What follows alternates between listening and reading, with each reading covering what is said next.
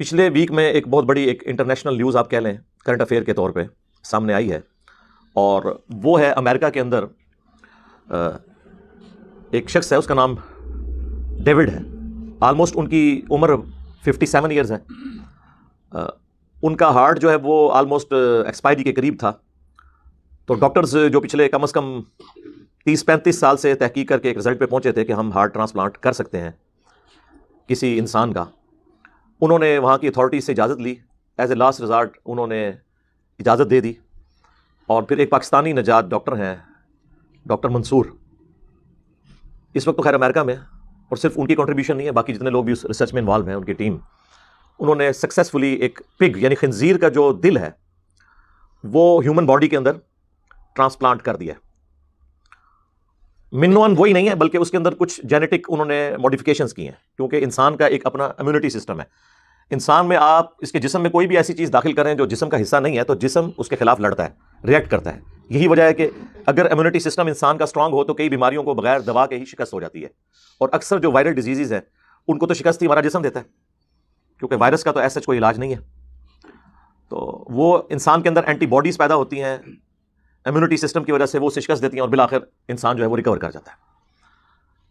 تو اب اگر ایک پگ کا دل نکال کر ایک انسان کے اندر اگر ٹرانسپلانٹ کیا جائے گا تو ظاہر انسان کا جسم تو اسے قبول نہیں کرے گا، تو سیکنڈز کے اندر بندے کی ڈیتھ ہو سکتی ہے. اسی چیز کو اوور کم کرنے کے لیے انہوں نے اس کے اندر جینیٹک تبدیلیاں کی. وہ ایک ڈیٹیل ٹاپک ہے، میرے خیال ہے عام لوگوں سے ریلیٹڈ نہیں، ورنہ میں اس کو بھی ڈسکس کر دیتا. بہرحال at the end of the day وہ کامیاب ہوئے، انہوں نے اس کا دل ٹرانسپلانٹ کر دیا، خنزیر کا دل لگا کے، اور الحمدللہ ابھی تک تو وہ ٹھیک ہیں. ہم انہیں بھی نئی زندگی مبارک کہتے ہیں، اور ان ڈاکٹرز کو بھی کہ جنہوں نے میڈیکل ہسٹری کے اندر ایک اور بینچ مارک قائم کر دیا ہے، ایک مائل سٹون اچیو کیا ہے. مستقبل میں یہ ہزاروں لاکھوں لوگوں کی زندگیاں بچانے کا سبب بن سکتا ہے اگر یہ کامیاب ہو جائے انشاءاللہ تعالی. یہ بہت بڑی کنٹریبیوشن ہے ہیومینٹی کے لیے. اب ہم اس چیز کو اس لیے ڈسکس کر رہے ہیں کہ اس کا تعلق کسی نہ کسی درجے میں ریلیجن کے ساتھ بھی جڑا ہوا ہے. خصوصاً جب خنزیر کا نام آ جائے تو مسلمانوں کے کانوں میں سے ویسے ہی دھواں نکلنا شروع ہو جاتا ہے. ہمارے تو پنجاب کے کلچر میں مشہور ہے کہ کسی نے اپنی زبان کے اوپر یہ اگر لفظ بھی جاری کر دیا سور کا یا خنزیر کا تو وہ 40 دن تک جی زبان پلید رہتی ہے. اب انہیں یہ پتہ نہیں ہے کہ خنزیر کا لفظ قرآن میں بھی آیا ہے، اور جب آپ قرآن کی تلاوت کرتے ہوئے خنزیر کا لفظ پڑھ رہے ہوتے ہیں قرآن کے اندر تو ہر حرف کے بدلے آپ کو 10 نیکیاں بھی مل رہی ہوتی ہیں. تو زبان کہاں سے پلید ہوگی؟ یہ لاجیکلی آپ دیکھیں نا. تو سینسٹیو ایریا ہے، بڑے بڑے بے نمازی ہیں، شرابی ہیں، لیکن وہ فخر سے کہیں گے جی اتنے سال ہم یورپ میں رہے ہیں کبھی خنزیر کا گوشت نہیں کھایا، کبھی نماز بھی نہیں پڑھی. ہاں، اس سے بڑا جرم جو ہے وہ نماز چھوڑنا تھا. تو خنزیر مسلمانوں کے لیے ایک سینسٹیو ایریا ہے.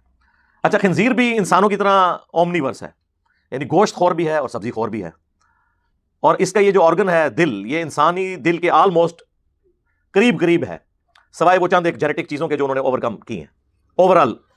اور صرف یہ دل نہیں، اس کے بعد اور کئی آرگنز بھی پگ کے انسان کو لگائے جا سکیں گے اگر یہ چیز انشاءاللہ تعالیٰ کامیاب ہوتی ہے مستقبل کے اندر. تو خنزیر کے ساتھ ہمارا سینسٹیو ایریا جڑا ہوا ہے. اور بات اپنی جگہ تو درست ہے، قرآن حکیم میں اللہ تعالیٰ نے کم از کم 4 مقامات کے اوپر خنزیر کے حوالے سے ڈسکشن کی ہے. سورۃ البقرہ کے اندر، سورۃ المائدہ کے اندر، سورۃ الانعام میں، سورۃ النحل میں. سورہ البقرہ کے اندر تو یہ آلموسٹ 173 نمبر آیت ہے. چلیں میں اس کو کور بھی کر دیتا ہوں تاکہ آپ کو تھوڑا بہت آئیڈیا ہو جائے. اعوذ باللہ من الشیطان الرجیم، بسم اللہ الرحمن الرحیم. انما حرم علیکم المیتہ، اللہ نے تو صرف حرام کیا ہے تمہارے لیے مردار، یعنی جو چیزیں بیان کی جا رہی ہیں ان کے علاوہ ساری چیزیں جو ہیں وہ حلال ہیں، سوائے وہ چیزوں کے جو کہ ناپاک ہیں خود، جن کو انسانی فطرت جو ہے وہ ناپاک سمجھتی ہے. کیونکہ اس سے پچھلی آیت میں ہے کہ تو یہ بات تمہارے لیے حلال کی گئی ہیں. تو مردار حرام ہوا، والدم، اور بہتا ہوا لہو جو ذبح کے وقت نکلتا ہے وہ آپ لہو استعمال نہیں کر سکتے. ایک بلڈ وہ ہے جو گوشت کے اندر ہوتا ہے ہڈیوں کے گودے میں، وہ بلڈ کھا سکتے ہیں آپ، وہ حلال ہے. یہ وہ ہے جو ذبح کے وقت نکلے. ولحم الخنزیر، اور خنزیر کا گوشت. وما اہل بہ لغیر اللہ، اور ایسا حلال ذبیحہ بھی کہ جس کو ذبح کرتے وقت، یہ لفظ ہے ذبح زبر کے ساتھ، ذبح لفظ نہیں ہے، ذبح، جسے ذبح کرتے وقت غیر اللہ کا نام لیا گیا ہو تو یہ چیزیں حرام ہوں گی. لیکن ساتھ ایکسیپشن آ گئی اسی آیت میں، فمن اضطر غیر باغ ولا عاد، اگر کوئی اضطراری کیٹاسٹرافک کنڈیشن میں چلا جائے، یعنی اس کی مجبوری بن جائے زندگی موت کی کشمکش بن جائے، غیر باغ ولا عاد، لیکن شرط یہ ہے کہ اس کے اندر بغاوت اور سرکشی نہ پائی جاتی ہو، حد سے وہ بڑھنے والا نہ ہو، ضرورت سے زیادہ استعمال کرنے والا نہ ہو، فلا اثم علیہ، تو اس پہ پھر کچھ گناہ نہیں ہے، ان اللہ غفور الرحیم، بے شک اللہ تعالیٰ بخشنے والا مہربان ہے۔ تو یہاں پر آ گیا کہ کیٹاسٹرافک کنڈیشن کے اندر آپ حرام چیز کو بھی استعمال کر سکتے ہیں۔ اس کا کلائمیکس تو سورۃ النحل میں آیا ہے کہ اگر زندگی موت کی کشمکش بن جائے اور کلمہ کفر بھی بکنا پڑ جائے جان بچانے کے لیے، اور دل ایمان پر ٹھکا ہوا ہو، تو اللہ تعالیٰ اس کے اوپر بھی گرفت نہیں فرمائے گا۔ تو یہاں پر واضح فتویٰ موجود ہے کہ آپ خنزیر کا گوشت زندگی موت کی کشمکش میں استعمال کر سکتے ہیں۔ تو میرے بھائی، اگر خنزیر کا گوشت ڈائریکٹ کھایا جا سکتا ہے جان بچانے کے لیے، تو اس کا آرگن بھی کسی کی جان بچانے کے لیے یوز کیا جا سکتا ہے۔ اب یہ اجتہاد کرنے کے لیے امام حنیفہ یا امام شافعی یا امام احمد بن حنبل یا امام مالک رحمہ اللہ اجمعین، ان کو کوئی واٹس ایپ کال کرنے کی ضرورت نہیں ہے، نہ ان کی قبر پہ جا کے کوئی کشف القبور کرنے کی ضرورت ہے کہ حضرت اب آپ بتائیں۔ انہوں نے کیوں بتانا ہے؟ ہم نے بتانا ہے، ہم آج کے دور کے لوگ ہیں، ان کے دور کے تو یہ پرابلم ہی نہیں ہے۔ تو یہ واضح قرآن کا فتویٰ موجود ہے۔ پھر اس سے بھی بڑھ کر جو سب سے اہم چیز ہے، جو ہمارا ترہ امتیاز ہے، جو اللہ تعالیٰ نے سورۃ المائدہ ہی میں آیت نمبر 32 میں فساد فی الارض اور قتل کے بدلے قتل کے کانٹیکسٹ میں فرمایا کہ یہ دو وجوہ ہیں جن کی بنا پر آپ کسی انسان کی جان لے سکتے ہیں، اور اگر ان دو وجوہات کو چھوڑ کر کسی اور وجہ سے کسی نے کسی انسان کی جان لی، یعنی فساد فی الارض کو ختم کرنے کے لیے کسی عادی چور ڈاکو مجرم باغی کو قتل کرنا پڑے، یا قتل کے بدلے قتل، یعنی اس نے کسی کو قتل کیا تھا، اس کے بدلے اسے جوڈیشری سے سزا دی جائے، خود نہیں جوڈیشری سے، تو اللہ تعالیٰ نے اس کانٹیکسٹ میں فرمایا کہ جس نے ایک انسان کو بھی قتل کیا، اس نے گویا پوری انسانیت کو قتل کر دیا۔ اور ساتھ ہی بھی فرمایا وَمَنْ أَحْيَاهَا فَكَأَنَّمَا أَحْيَا النَّاسَ جَمِيعًا، اور جس نے ایک جان کو بچا لیا، اس کی زندگی کو بچا لیا، گویا اس نے پوری انسانیت کو بچا لیا۔ اچھا، اب آپ نوٹ کریں کہ ایک انسان کی زندگی بچانا پوری انسانیت کو بچانا ہے۔ اس میں مسلمان، کافر، مشرک، موحد، ہندو، عیسائی، سکھ، اس کی کوئی تفریق نہیں ہے۔ ایک انسان کی جان کو بچانا پوری انسانیت کی جان کو بچانا ہے۔ اب یہ ایک یونیورسل ٹروتھ ہے جو قرآن حکیم کے اندر آیا۔ اس کانٹیکسٹ میں بھی وہ ڈاکٹرز اور ان کی ٹیم پوری انسانیت کے لیے مسیح ہیں جنہوں نے یہ پگ کا دل جو ہے ٹرانسپلانٹ کیا ہے ایک انسان کے جسم کے اندر، پوری انسانیت کو بچایا، اور ظاہر مستقبل میں بھی انسانیت بچے گی اس اعتبار سے کہ اگر یہ ایوالو ہو جاتا ہے انشاءاللہ تعالیٰ تو ہزاروں لاکھوں زندگیاں بچائی جا سکتی ہیں۔ تو میں تو مبارکباد پیش کروں گا جی، جتنی بھی ان کی پوری ٹیم ہے، اس میں اگر مسلمز ہیں، غیر مسلمز ہیں، کوئی بھی ہیں، وہ انسانیت کے مسیحا ہیں، اور پوری انسانیت کے اوپر ان کا احسان ہے اگر یہ چیز ایوالو ہو جاتی ہے انشاءاللہ تعالیٰ۔ اب اس پہ جو اسلامک رولنگز ہیں اس میں کچھ حصہ تو میں نے ڈسکس کر لیا قرآن حکیم کے حوالے سے، کہ جب سور کا گوشت کھایا جا سکتا ہے جان بچانے کے لیے، تو اس کے آرگن کو بھی یوز کیا جا سکتا ہے۔ اور ایک اور چیز آپ دیکھیں، بلڈ ڈونیشن، اس کے اوپر تو سب ایگری کرتے ہیں۔ اب جو میں نے آیت تلاوت کی تھی سورۃ البقرہ کی آیت نمبر 173، اس میں اللہ تعالیٰ نے بہتے ہوئے لہو کو بھی حرام قرار دیا تھا، یعنی وہ پینا حرام ہے۔ لیکن جب ہم بلڈ ڈونیٹ کرتے ہیں یا کوئی شخص خون لگواتا ہے، وہ بہتا ہوا لہو ہی ہوتا ہے، لیکن وہ جان بچانے کے لیے ہوتا ہے۔ تو کیٹاسٹرافک کنڈیشن کے پھر احکامات بالکل ڈیفرنٹ ہوتے ہیں۔ تو آلریڈی ہم یہ سب کچھ کر رہے ہیں۔ اسی طریقے سے مختلف انسانی اعضاء جو ہے ان کی پیوند کاری ہوتی ہے، لیور ٹرانسپلانٹ ہوتا ہے، ایک انسان کا کاٹ کے دیا جاتا ہے۔ بل اس میں ایک چیز ہونی چاہیے کہ یہ جو جتنے بھی آرگنز ہیں یہ بیچے نہ جائیں، ورنہ یہ کاروبار بن جائے گا۔ یعنی اگر کوئی شخص کہے جی میں اپنا گردہ جو ہے 1 کروڑ میں بیچتا ہوں کسی امیر آدمی کو، یہ جب کام شروع ہو جائے گا اس کو اسلام کبھی سپورٹ نہیں کرے گا۔ والنٹیئرلی کوئی شخص اپنا گردہ پیش کر دیتا ہے کسی کو، اور عموماً قریبی رشتہ داروں کو ہی لگتا ہے، کیونکہ اس میں پھر بلڈ گروپ کا بھی میچ کرنا ضروری ہے، پھر آپ کو پتہ ہے امیونٹی سسٹم ریئیکٹ کر جاتا ہے انسان کا، ہو سکتا ہے وہ لگاتے ہی اس کی ڈیتھ ہو جائے، یہ سب کچھ دیکھا جاتا ہے۔ اس لیے آپ دیکھیں گے کہ جب بھی یہ ٹرانسپلانٹ کا عمل ہوتا ہے تو وہ انڈر آبزرویشن رکھتے ہیں اس مریض کو، کسی بھی وقت جسم ہی ریئیکٹ کر سکتا ہے۔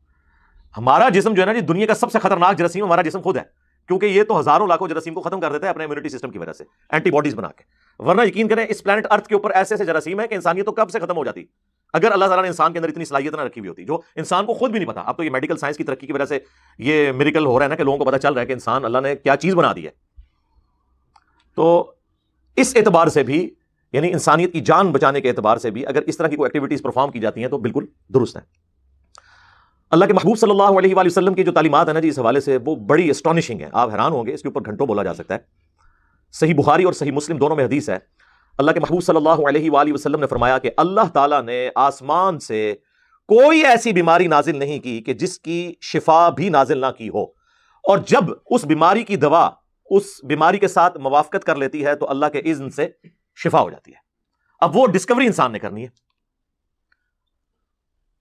اور نبی اسلام کی ٹالرنس کا لیول دیکھیں کہ صحیح بخاری اور صحیح مسلم میں حدیث موجود ہے کہ شفا 3 چیزوں کے اندر ہے: حجامہ کروانے میں یعنی کپنگ جسے آپ یہ پچنے لگوانا بھی کہتے ہیں، دوسرا شہد میں، اور تیسرا آگ کے ذریعے داغ لگوانے میں. یعنی اگلے زمانوں میں جب خون بہ رہا ہوتا تھا زخم سے اور خون نہیں رکتا تھا تو اس وقت تو ظاہر ہے ایسی ادویات تو نہیں تھی، پھر اس کو تیر کو یا نیزے کو کسی بھی لوہے کی گرم سلاخ کو گرم کر کے اس زخم پہ رکھا جاتا تھا، وہ وہاں سے گوشت روسٹ ہو جاتا تھا اور پھر خون نکلنا بند ہو جاتا تھا. اسے کہتے ہیں داغ لگانا. اب الیکٹرک داغ لگانے والے انسٹرومنٹ بھی ہیں جو ڈاکٹرز یوز کرتے ہیں. آپ کو یاد ہوگا ایسے 15-20 سال پہلے جب یہ بائی پاس کا آپریشن ہوتا تھا تو 15-20 بوتلیں ارینج کی جاتی تھی مریضوں کے لیے. اب آپ نے سنا ہے کہ اتنی بوتلیں ارینج کریں؟ اب نہیں ہوتی، کیونکہ اب مزید انسانیت کو اللہ نے ترقی کروا دی ہے. کئی لوگوں کا بائی پاس ہوتا ہے اور انہیں خون کی کوئی بوتل نہیں لگتی، وہ اس طریقے سے اوور کم اسے کر لیتے ہیں، کیونکہ کچھ عرصے کے اندر 3 مہینے کے اندر تو ایک پوری بوتل انسان فریش خون خود بنا لیتا ہے، جو اللہ نے انسان کے اندر کمپیٹنسی رکھی ہوئی ہے. میرے بھائی یہ کمپیٹنسی کا ہمیں خود بھی نہیں پتا تھا. اگر ان چیزوں کا ہمیں نہیں پتا، ہمارے ماں باپ کو نہیں پتا، تو پھر یہ بنانے والا کوئی اور ہے. جس چیز کا ہمیں بیسک نالج بھی نہیں تھا وہ چیزیں ہم نے کیسے بنا لی یا ہمارے ماں باپ نے کیسے بنا لی؟ تو سوچنے کی بات ہے. تو اب وہ داغ، اچھا اب داغ کو نبی علیہ السلام فرمایا یہ یعنی 3 طریقہ علاج میں یہ بیسٹ ہیں: حجامہ، کپنگ، شہد اور داغ. لیکن ساتھ ہی فرمایا کہ میں اپنی امت کو داغ لگانے سے منع کرتا ہوں. یعنی نبی علیہ السلام نے اسے پسند نہیں فرمایا کہ آگ کے ذریعے علاج کیا جائے. اچھا منع خود کر دیا، لیکن صحیح مسلم شریف اٹھائیں، حضرت سعد ابن معاذ کو جب گھٹنے میں تیر لگا اور ان کا خون نہیں رکتا تھا تو نبی صلی اللہ علیہ وآلہ وسلم نے اپنے مبارک ہاتھوں سے ان کو داغ دیا. اسی طریقے سے غزوہ خندق کے موقع ہی پر ابی ابن کعب کو زخم لگا، بڑے علاج کے باوجود ان کا خون نہیں رک رہا تھا تو نبی علیہ السلام نے کہا کہ اسے طبیب کے پاس اٹھا کر لے جاؤ اور اس سے داغ لگواؤ. داغ لگوایا تو ان کا خون رک گیا. یعنی ایک طرف ہمارے پروفٹ صلی اللہ علیہ وآلہ وسلم اس طریقہ علاج کو ڈسکریج کر رہے ہیں، لیکن ایز اے لاسٹ ریزارٹ جب کوئی اور صورت نظر نہیں آئی تو آپ نے اپنے مبارک ہاتھوں سے خود داغ لگایا اور لگوایا بھی. یہ اس بات کا ثبوت ہے کہ علاج کے معاملے میں عام جو رولنگز ہیں وہ پھر اٹھ جائیں گی. وہ کیٹاسٹروفک کنڈیشن ہے، اضطراری کیفیت جسے کہا جاتا ہے، اس کا حکم پھر بالکل ڈفرنٹ ہو جاتا ہے. بخاری اور مسلم دونوں میں حدیث ہے، نبی صلی اللہ علیہ وآلہ وسلم نے فرمایا کہ میں تمہیں منع کرتا ہوں سونے اور چاندی کے برتنوں میں کھانا کھانے سے، یعنی یہ تکبر کی علامت ہے، اور ریشمی لباس پہننے سے. مرد کے لیے یہ حرام کر دیا گیا. حتیٰ کہ اس کا کلائمیکس بھی موجود ہے بخاری اور مسلم میں کہ جو دنیا میں ریشم پہنے گا پھر آخرت میں اس کا کوئی حصہ نہیں ہے. کتنی وعید ہے، کتنی سخت وعید ہے. لیکن بخاری اور مسلم میں یہ آتا ہے کہ حضرت زبیر اور حضرت عبد الرحمن بن عوف رضی اللہ تعالی عنہما دونوں 10 جنتی اصحاب میں سے ہیں. ان کو خارش پڑ گئی جسم میں، تو طبیب نے کہا کہ آپ ریشم کا لباس پہنے تو آپ کی خارش دور ہو جائے گی، ریشمی لباس سے ہی دور ہو جائے گی. تو نبی علیہ السلام نے پھر انہیں حکم دیا کہ تم ریشمی لباس پہنو. اب ریشم پہننا حرام، لیکن علاج کے طور پر خارش دور کرنے کے لیے آپ نے فرمایا کہ تم اسے استعمال کرو. یہ ٹالرنس کا لیول ہے. جامعہ ترمذی میں سنن ابی داؤد میں حدیث ہے، صحابہ نے پوچھا یا رسول اللہ ہم جب بیمار ہوتے ہیں تو علاج کروایا کریں، تو آپ صلی اللہ علیہ وآلہ وسلم نے فرمایا کہ اللہ کے بندو علاج کروایا کرو. یعنی اب میں صوفیوں سے پوچھوں گا کہ اللہ کے بندو تم لوگ یہ گدڑیاں پہن کے اور گندے کپڑوں میں گھومتے اور اسے عارضی کی علامت بتاتے ہو، پھر وہ کہتے ہیں جی ایک بندے کو جوئیں پڑی ہوئی تھی، وہ گرتی تھی وہ دوبارہ جسم پہ رکھ لیتا. بڑا ترکیا سی جی، رکھ لینا سی، اور اس کو فخریہ بتا رہے ہوتے ہیں کہ جی بڑا درویش تھا. تو نبی علیہ السلام فرمایا کہ اپنا علاج کروایا کرو، اللہ کے بندو علاج کرواؤ. اللہ نے بڑھاپے کو چھوڑ کر کوئی ایسی بیماری نازل نہیں کی کہ جس کی شفا نہ ہو. بڑھاپا ریورس نہیں ہو سکتا. ہاں آپ اپنے وہ ایجنگ کو کسی حد تک کنٹرول کر سکتے ہیں اس اعتبار سے کہ اپنی خوراک اچھی رکھیں، لیکن یہ نہیں کہ بڑھاپا آنے سے آپ روک لیں گے. یہ ہے کہ آپ نے اگر 50 سال میں بڑھاپے کی طرف جانا ہے تو آپ 70 میں جائیں گے. جس طرح آپ دیکھیں گورے کتنے فٹ نظر آتے ہیں، وہ اپنا ہر چیز کا خیال رکھ رہے ہوتے ہیں. تو سب سے بڑھ کر جیپنیز کو آپ دیکھیں، اس وقت بھی ابھی میں نے لیٹسٹ 2-3 ہفتے پہلے جب گوگل میں سرچ کیا تو 82,000 آلموسٹ 1 لاکھ کے قریب لوگ جاپان میں ایسے ہیں جن کی عمریں 100 سال سے زیادہ ہیں. 1 لاکھ. یہ پاکستان میں آپ کو جو بابے بابیاں نظر آتے ہیں نا کہ میں 103 دی، فراڈ ہے، جھوٹ ہے. ان بیچاروں کو تو اپنے کو ڈیٹ آف برتھ ہی نہیں پتا ہوتی ہے، وہ اتنی نہیں ہوتی. بہت کم لوگ ہیں جو 100 کو کراس کرتے ہیں، اور وہ بہت شکلیں. اب میں آپ کو بتاؤں میرے ساتھ کے جتنے لوگ ہیں نا، میری ابھی آلموسٹ 45 ایئرز ایج ہونے والی ہے. آپ میرے کلاس فیلوز کو دیکھیں تو وہ میرے ابو کی عمر کے نظر آتے ہیں، کیونکہ لیونگ سٹائل کا فرق ہوتا ہے نا میرے بھائی، حالات و واقعات کا فرق ہوتا ہے. تو وہ یہ لوگ جو کلیم کر رہے ہوتے ہیں اس طرح ہوتے نہیں ہیں. وہ وقت سے پہلے ہی وہ ان کی عمر تو ویسے ہوتی 50 سال، لیکن ان کے آرگنز جو ہیں وہ 70-80 سال کی لائف گزار چکے ہوتے ہیں پاکستان کے ہوٹلوں کے جو پریزرو کیے ہوئے کھانے کی برکت سے. یہ سب کچھ ہو گیا ہوتا ہے ان کے ساتھ. تو نبی صلی اللہ علیہ وآلہ وسلم نے حکم فرمایا کہ آپ نے علاج کروانا ہے. علاج کروانا یعنی یہ سنت نبوی ہے صلی اللہ علیہ وآلہ وسلم. اور یہ کوئی توکل یا کوئی درویشی یا بزرگی نہیں ہے کہ کوئی شخص جو ہے وہ اپنا علاج نہ کروائے بیمار ہونے کے بعد. اب یہ وہ تعلیمات ہیں جو آپ دنیا کے کسی بھی انسان کو ایز اے ریلیجن پیش کر سکتے ہیں. اللہ کی کتاب پیش کریں. وَأُوحِيَ إِلَيَّ هَذَا الْقُرْآنُ لِأُنذِرَكُمْ بِهِ وَمَن بَلَغَ. اے نبی فرماؤ کہ یہ قرآن مجھے اللہ نے اس لیے وحی کیا تاکہ اس کے ذریعے میں تمہیں بھی تبلیغ کروں, جس تک یہ کتاب پہنچ جائے اس کتاب کے ذریعے تبلیغ کریں. مولویوں کی لکھی ہوئی کتابیں نہیں جی, وہ تبلیغ جماعت والوں کو فضائل اعمال پکڑا دی, دعوت اسلامی والوں کو فضائل سنت پکڑا دی. ہر بندہ اپنے اپنے بزرگوں کی مولویوں کی کتابیں, اللہ کی کتاب جو ہے وہ پسے پوچھ ڈالی ہوئی ہے. تو ٹھیک ہے, پھر اب آپ بھگتیں گے اس طرح کی چیزوں کو, اور بھگت رہے ہم. اچھا, نبی الاسلام کی آپ ٹالرنس کا لیول دیکھیں. جامعہ ترمذی میں سنن ابی داؤد میں ایک حدیث ہے, مشکات کے اندر بھی موجود ہے. ایک جنگ کے دوران ایک صحابی کی ناک کٹ گئی. وہ مسئلہ کیا نا, اس زمانے میں لوگ یہ بھی اذیت دیا کرتے تھے, جان ان کی بچ گئی. تو نبی صلی اللہ علیہ وآلہ وسلم نے انہیں حکم دیا کہ تم چاندی کی ناک نہ لگواؤ. وہ چاندی کی ناک انہوں نے لگوائی, لیکن کچھ دیر بعد اس میں بدبو پڑ گئی. ظاہر ہے چاندی جو ہے وہ ایسا میٹل نہیں ہے کہ جو اتنا سروائیو کر سکے جو آپ کی انوائرمنٹ ہے اس میں. پھر نبی الاسلام نے انہیں حکم دیا کہ سونے کی ناک لگاؤ. اب سونا ایک ایسی دھات ہے کہ آپ اس کو 10,000 سال کے لیے بھی سمندر میں بھی پھینک دیں, اس میں زنگ نہیں لگے گا. یہ اللہ نے ایک ایسی, ہر جو بھی ایلیمنٹ ہے اللہ نے اس میں ایک ایلیٹ چیز بنائی ہے. جیسے لکڑی میں دیودار کی لکڑی ہے, دیکھ لیں 100 سال سے زیادہ ہو چکا ہے. ابھی بھی کئی علاقوں میں جو ٹرین کی پٹریوں کے سلیپرز ہیں نا, وہ گوروں کے زمانے کے ہیں, وہ دیار کی لکڑی کے ہیں. ہمارے اپنے گھر ابھی جو ہے 60-70 سال پرانا, میں جس گھر میں رہتا ہوں وہ دیار کی چھتیں. اس طریقے سے میٹلز میں سونا ہے. تو نبی الاسلام نے حکم دیا کہ سونے کی ناک لگائی جائے. اب کسی نے کہا یا رسول اللہ یہ تو مطلب سونا تو حرام ہے, آپ نے خود ہی فرمایا کیٹاسٹروفک کنڈیشن میں اس طرح کے سارے معاملات کیے جا سکتے ہیں. خیر اس میں اور کئی باتیں جو کی جا سکتی ہیں, لیکن میں اسے to cut the story short, یہ جو کچھ ہوا ہے اسے اپریشیٹ کرنا چاہیے.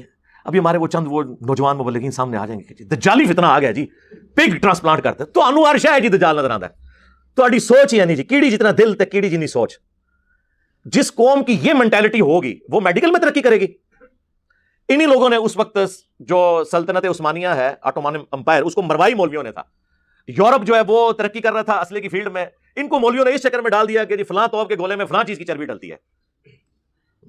اور اینڈ تے مولویوں کو جو دعا کراندے رہے کہ جناب دعا کرو جی دشمنوں دی توپاں وچ کیڑے پی جان. انہوں نے پتا کہ توپ بھی تے کیڑا نہیں پی سکتا, تو نہیں پیا تو دیکھ لو 3 بر اعظموں میں پھیلی ہوئی آٹومان امپائر تھی مسلمانوں کی, سلطنت عثمانیہ اس طرح فارغ ہوئی ہے. اسی طریقے سے پرنٹنگ پریس کی مخالفت. مجھے بتائیں اب جتنی دنیا کی آبادی ہے, کیا پرنٹنگ پریس کے بغیر آپ قرآن کسی کو دے سکتے ہیں؟ یہ جتنی حدیث کی کتابیں میرے ٹیبل پہ رکھی ہوئی ہیں سب پرنٹنگ پریس کے اوپر ہیں.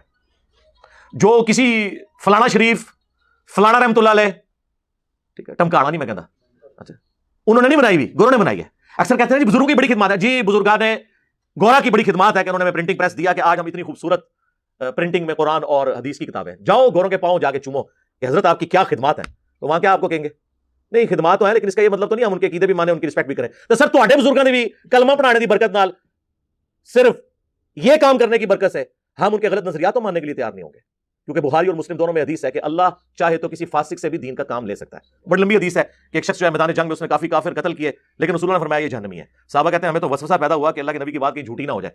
تو ایک صحابی کہتے ہیں میں پیچھے ہو لیا, اینڈ پہ میں نے دیکھا وہ زخموں کی تاب نہ لاتے ہوئے اس نے زمین میں یوں اپنی تلوار کھڑی کر کے اپنے آپ کو اس پہ گرا کے خودکشی کر لی, اور وہیں سے نعرہ لگاتے ہوئے آئے صدق رسول اللہ, رسول اللہ نے سچ کہا تھا. پھر آپ نے فرمایا بلال اٹھو اور اعلان کر دو کہ آخرت کا جو دار و مدار ہے وہ خاتمے کے اوپر ہے, اور بعض اوقات اللہ تعالیٰ کسی فاسق سے بھی دین کا کام لے لیتا ہے. تو یہ کہنا نہیں فلاں بندے نے جناب کلمہ پڑھا دیا انہوں چٹنا سی, چٹو پھر ڈاکٹر ذاکر نائک کو نہیں مانیں گے. اس نے تو آن کیمرہ کلمہ پڑھایا اور وہ غریب الوطنی کی زندگی بھی گزار رہے ہیں حضرت ابراہیم علیہ السلام کی طرح, لیکن کہتے ہیں نہیں جی ہمیں تو اس کے عقیدوں سے اختلاف ہے. تو سر آپ کے بابوں کے عقیدوں سے بھی ہمیں اختلاف ہے, لہٰذا ہمیں کسی کی دوست نہ لگائیں, علمی گراؤنڈ پہ آ کے بات کریں.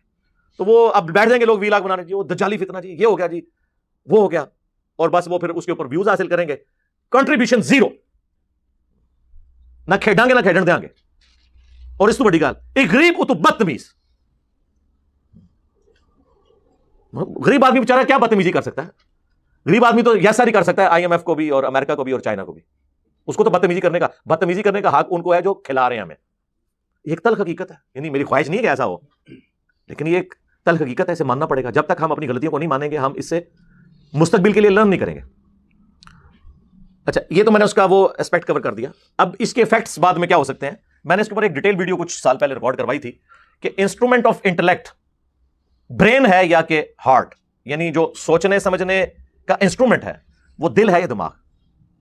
اچھا قرآن میں زیادہ تر دل کی طرف اشارہ ملتا ہے, اسی لیے میں عموماً ان آیات کا ترجمہ عقل کر دیتا ہوں, کیونکہ ترجمہ کروں تو بالمفہوم ہوگا.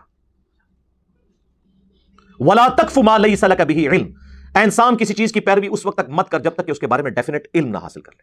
ان السمع والبصر والفؤاد کل اولئک کان عنہ مسئولا، بے شک کان، آنکھیں اور دل یا دماغ یا عقل، اس کے بارے میں پوچھا جائے گا کہ تم نے ان تین انسٹرومنٹس کو یوز کر کے علم حاصل کر کے سچ بات تک پہنچنے کی کوشش کیوں نہیں کی. تو قرآن چونکہ لٹریچر کی زبان میں بات کرتا ہے اس لیے عموماً دل کا ہی ذکر آتا ہے. ایک سائنٹسٹ بھی ہے نا، وہ بھی یہ کہے گا کہ آج میرا دل کر رہا ہے بریانی کھاؤں، وہ یہ نہیں کہے گا کہ آج میرا دماغ کر رہا ہے کہ بریانی کھاؤں. آج میرا دماغ جو ہے نا وہ پکوڑے مانگ رہا ہے، وہ کہے گا آج میرا دل کہہ رہا ہے کہ آج موسم ذرا ٹھنڈا ہے، پکوڑے اور اس طرح کی کوئی چٹپٹی چیز مل جائے، کیونکہ لٹریچر کی زبان میں بات ہو رہی ہوتی ہے. ایون امریکن اخبار بھی اٹھائیں گے نا تو اس پہ لکھا ہوگا سن رائز اور سن سیٹ. سن تو نہ رائز ہوتا ہے نہ سیٹ ہوتا ہے، ود رسپیکٹ ٹو زمین ہو رہا ہوتا ہے، لیکن ایکچولی تو ایسا نہیں ہوتا، لیکن لٹریچر میں ہو رہا ہوتا ہے، کامن آبزرویشن میں. تو ہم اس پہ کوئی مذاق نہیں اڑاتے. تو قرآن میں اس طرح کی جتنی باتیں آتی ہیں نا ان کو آپ نے لٹریچر کی زبان میں سمجھنا ہے. لیکن یہ بات بھی حقیقت ہے کہ ماڈرن سائنس نے اس بات کی تصدیق کی ہے کہ دل بھی سوچتا ہے، اور یہ لیٹسٹ ریسرچ آ چکی ہے. اس کے لیے میری آپ ویڈیو دیکھ لیں، اس میں نے ریفر بھی کیا تھا. کچھ لوگوں کے جو ہارٹ ٹرانسپلانٹ ہوئے ہیں تو ہارٹ ٹرانسپلانٹ ہونے کے بعد ان کی عادتیں یکسر بدل گئی ہیں، اور وہ عادتیں وہ والی ہو گئی ہیں کہ جن لوگوں کے دل انہیں لگائے گئے تھے. یعنی مرنے کے بعد بھی کچھ گھنٹے تک کے لیے اگر آپ دل کو یعنی ہائی اس کو چارج دے کے دوبارہ سے ایکٹیویٹ کر لیں، ظاہر ہے یعنی کہ زندہ بندوں کے دل لگاتے ہیں، وہ مرے ہوئے بندوں کے کچھ دیر تک، جس طرح آنکھیں ہیں، دل ہے، کچھ آرگن استعمال ہو سکتے ہیں مرنے کے بعد بھی اگر نکال کے انہیں فوراً پریزرو کر لیا جائے. تو ان کی عادتیں وہ ہو گئی ہیں. یہ یوٹیوب کے اوپر باقاعدہ ویڈیوز رکھی ہوئی ہیں. یعنی ایک بالکل انٹروورٹ قسم کا بندہ تھا، گم سم رہنے والا، اکیلا رہنے والا، نیا دل لگا اسے، وہ بڑا جناب ایکسٹروورٹ ہو گیا، اس نے جاگنگ شروع کر دی ہے، سائیکلنگ شروع کر دی ہے. جب انہوں نے چیک کیا تو جس بندے کا دل لگا ہے اس کے اندر وہ ساری عادتیں موجود تھی.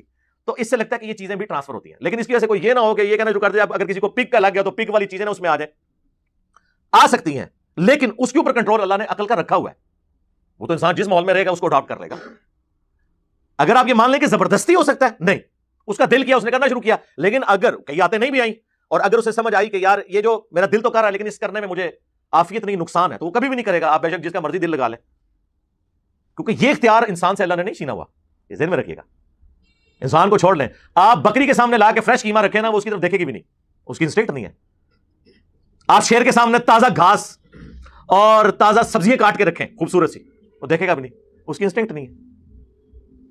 اور پھر قرآن حکیم میں انسان تو اشرف المخلوقات، اللہ نے فرمایا انا ہدیناہ السبیل اما شاکرا و اما کفورا، ہم نے ہدایت کا راستہ واضح کر دیا ہے، چاہے تو ہماری شکر گزاری کی روش اختیار کرو، خواہ ناشکری کی. یعنی اللہ نے انسان کو اختیار دیا ہے، اس نے اپنی مرضی سے اپنے رب کو چوز کرنا ہے. اور یہ وہ خوبی ہے جو جبرائیل علیہ السلام کے پاس بھی نہیں ہے. اگر حضرت جبرائیل مجھ سے اپنا ایمان ایکسچینج کرنا چاہے نا کہ میرا ایمان لے لے اور اپنا دے دے، تو میں کبھی نہیں دوں گا، کیونکہ جبرائیل نے اللہ کی مرضی سے اللہ کو چوز کیا ہے اور میں نے اپنی مرضی سے اللہ کو چوز کیا. یہی وجہ ہے کہ انسان کو جنت ملنے والی ہے کہ اس نے اپنی مرضی سے اپنے رب کو چوز کیا. فرشتوں کے پاس تو کوئی دوسرا راستہ ہی نہیں تھا. اور یہی ہمارا ٹیسٹ ہے کہ ہم نے ہر موقع پہ وہ بولین الجبر ہے 0-1 کہ یہاں پہ کرنا ہے، یہاں پہ نہیں کرنا، اس پہ میرے رب کی مرضی ہے، اس پہ نہیں ہے. جس میں مرضی ہے وہ کروں گا، جس میں مرضی نہیں ہے اس سے رک جاؤں گا.